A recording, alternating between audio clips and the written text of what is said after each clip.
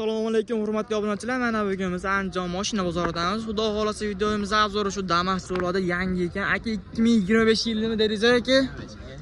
Aka probegi qancha buni?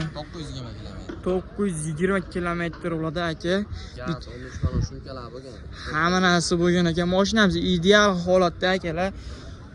Balon qismlari yaxshi akalar. Ichki salon qismlarini ham bir ko'rsatib o'tamiz aka. Mashina ideal stansiyada akalar. Masa deb qo'yamiz akalar.